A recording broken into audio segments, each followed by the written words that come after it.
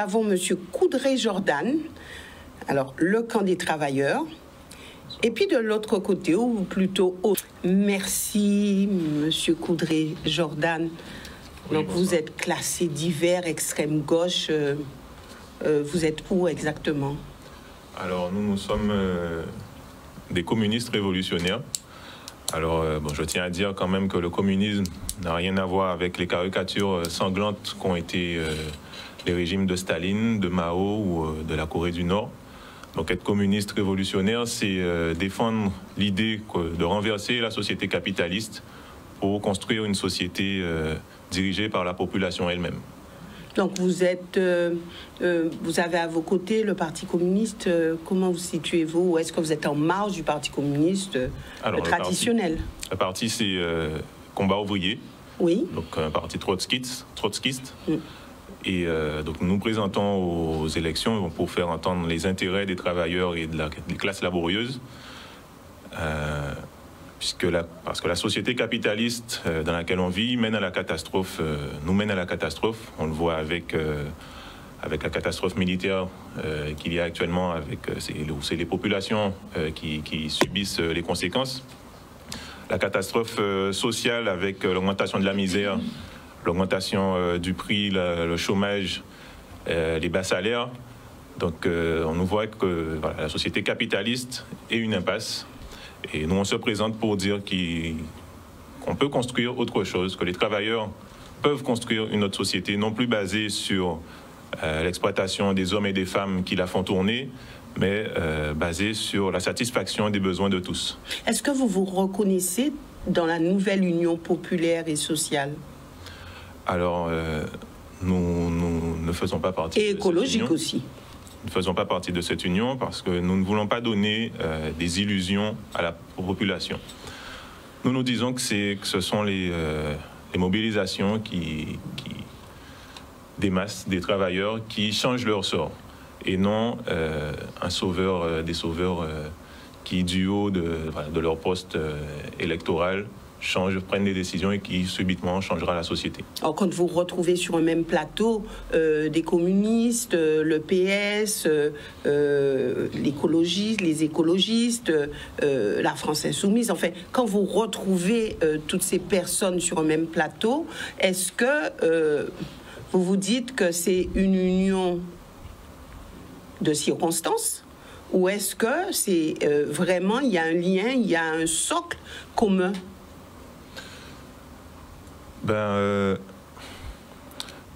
Derrière cette union, il y a l'idée que Jean-Luc Mélenchon soit Premier ministre. Et nous disons que on n'aura rien de plus qu'un Premier ministre. Ah oui, pour vous, il n'est pas capable de faire avancer quoi que ce soit. Je reviens à ce que je disais, ce qui compte, ce sont les mobilisations populaires qui changent le sort des classes laborieuses. Oui, enfin, notre expérience, nous l'avons surtout aux côtés des travailleurs en lutte. Et nous ne voulons pas d'expérience au service des gros, au service des capitalistes. Donc ce que nous défendons avant tout, c'est les travailleurs de Guadeloupe, la population pauvre de Guadeloupe, pas la Guadeloupe en elle-même, parce que nous disons qu'il y a deux Guadeloupes. La Guadeloupe des riches, la Guadeloupe des exploiteurs, et la Guadeloupe des pauvres, des travailleurs, des exploités. Et donc c'est dans ce camp-là que nous nous situons, la Guadeloupe des exploités. C'est ce que nous défendons au travers de notre politique. Et donc c'est pour ça que Mais si vous êtes élu, comment concevez-vous votre rôle de député? Nous disons avant tout les intérêts des pauvres, des travailleurs avant tout. Mais enfin, je vais expliquer quand même que si je devais être élu, ça voudrait dire qu'il y a déjà une effervescence dans la population au regard du programme qu'on a. Est-ce que vous y croyez? Oui, bien sûr. Le programme qu'on porte, c'est un programme de lutte. C'est-à-dire que ce sont des objectifs que peuvent se donner les travailleurs dans leur combat. Donc nous disons par exemple que pour éradiquer le chômage, il faut répartir le travail entre tous. Donc c'est une aberration de la société actuelle qu'il y ait des travailleurs qui croulent sous les heures supplémentaires, sur des cadences infernales. Et à côté de ça, il y a des milliers de jeunes qui ne trouvent pas d'emploi. Nous disons aussi qu'il faut des augmentations de salaire conséquentes. Alors vous portez cette voix depuis un moment, je vais dire.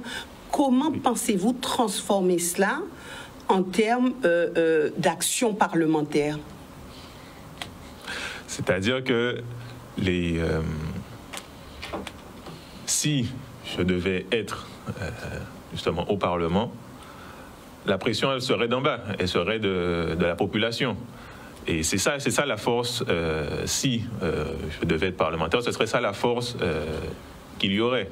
Ce serait que les travailleurs sont organisés pour contrôler ce qui se passe en fait partout dans la société, dans les entreprises, dans les administrations, qu'il y ait des comités de travailleurs, de quartier, qui contrôlent ce qui se passe et pour pouvoir imposer, enfin ils imposent leur contrôle et imposent ce qu'ils veulent pour leurs intérêts. Est-ce que vous pensez à ce moment-là qu'il faut vous retrouver dans un groupe parlementaire fort pour faire entendre votre voix? Ben, ça dépendra. Ça dépendra. S'il s'agit d'autres parlementaires qui sont appuyés par la population, par les travailleurs en lutte, oui, s'il s'agit juste de parlementaires qui défendent, qui sont au service des gros, on dénoncera en fait au Parlement tout ce qui sera contre la population, contre les intérêts de la population, des travailleurs, et on applaudira ce qui se fera dans leur intérêt et tout ce qui pourra un parlementaire est censé aller dans le sens des intérêts d'une population. Oui, mais c'est pas ce qui se fait aujourd'hui. Aujourd'hui, les parlementaires, ils sont au service des gros, au service des capitalistes. Enfin, on le voit dans les lois qui passent, dans les lois qui sont votées. Elles sont en majorité au service des gros, pas de la population, pas des travailleurs. Oui, donc ce que je veux dire là-dessus, c'est que les femmes sont très impliquées. On entend beaucoup là justement des propositions, comment? On entend beaucoup les dames. Allez-y. Voilà, en fait, des promesses et des propositions de loi et et on entend justement qu'on dit que il faut trimer, etc., pour que telle ou telle chose puisse passer. Mais lorsqu'il s'agit de lois pour les gros, là, ça passe très rapidement. Lorsqu'il s'agit de l'intérêt des gros, des capitalistes, là, ça passe très facilement. Parce qu'ils sont gros, ils se faufilent bien. Je prends l'exemple du... Comment? Je prends l'exemple du décret après l'interdiction du chlordécone. Ici, voilà, on a un décret très rapidement pour permettre de continuer à utiliser le chlordécone. Et donc, tout ça pour dire que ce qui compte vraiment, en fait, ce qui fait que on peut vraiment changer les choses, c'est qu'il y ait un rapport de force. On a parlé de l'eau, donc ça fait des années que ça traîne. On sait que il faut concrètement, il faut que l'État mette l'argent sur la table, mais voilà, c'est pas fait. Donc nous, ce qu'on dit, c'est que si effectivement il y a des milliers de personnes dans la rue pour exiger que le problème soit réglé tout de suite, que rien ne marche, là, effectivement, les intérêts de certains étant menacés, on verra que l'argent apparaître très rapidement. En fait, M. Coudray, on n'a pas forcément besoin de députés, on a besoin d'être dans la rue. Voilà. Moi, je le résume comme ça. Moi, c'est ce que j'entends. Alors, s'il vous plaît, mesdames, mesdames, merci. Alors, M. Coudray, allez-y. Oui. J'entends ce que les autres disent, mais effectivement, les travailleurs peuvent être organisés aussi dans la rue, à travers de comités, pas dans la rue, dans les entreprises, etc. Et donc c'est leur position dans la société qui font qui peuvent décider ils font en fait tourner tout. En fait, tout se joue dans la rue. C'est un rapport de force qu'il faut imposer aux capitalistes, à l'État, pour pouvoir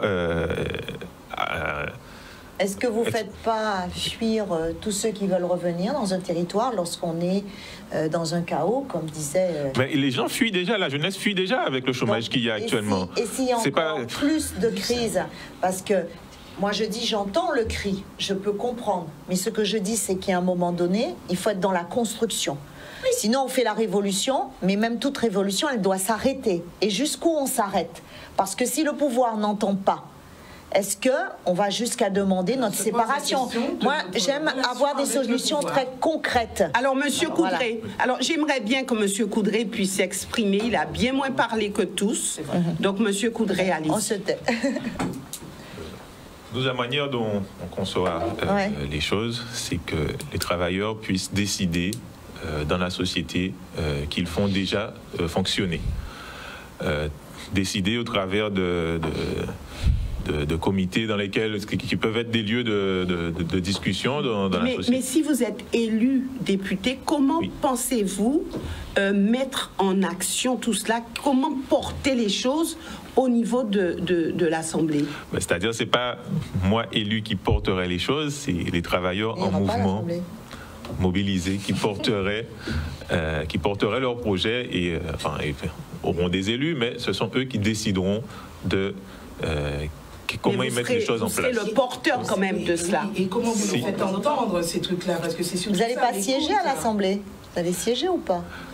Si je siège à l'Assemblée, d'après le programme que j'ai, ça voudrait dire que les gens ont voté pour qu'ils puissent, pour remettre en cause en fait la société dans laquelle on vit. Donc, ils seront mobilisés, ils seront organisés au niveau des entreprises, au niveau des quartiers, etc. Et c'est de là que viennent, c'est de ces organisations-là que viendraient les décisions. Mais ce sera à vous, députés, il y a 777 députés. À vous, députés, à vous, députés, de vous exprimer, de porter tout cela. Oui, bien sûr.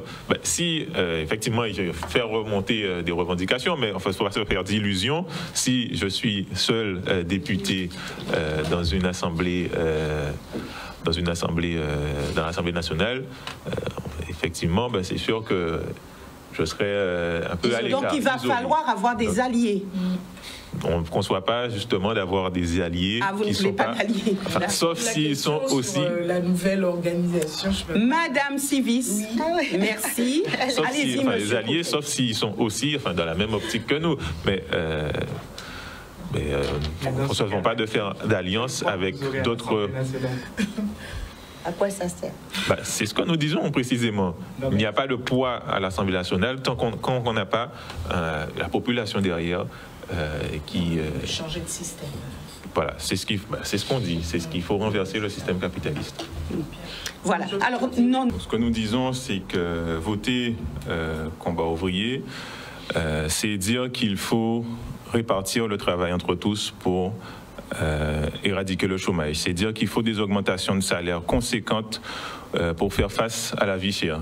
C'est dire qu'il faut que les travailleurs puissent contrôler ce qui se passe sur les comptes des grandes entreprises, des entreprises multinationales et nationales. C'est dire qu'il faut aussi en finir avec le mépris colonial qu'il y a dans les Outre-mer. Et dans ces élections, nous voulons être la voix des travailleurs aussi qui luttent.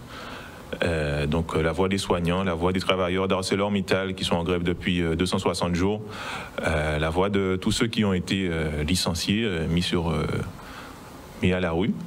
Et donc nous disons que faut mettre un bulletin Jordan Coudray, Lita Dahomey, c'est dire qu'il faut changer cette société de fond en comble.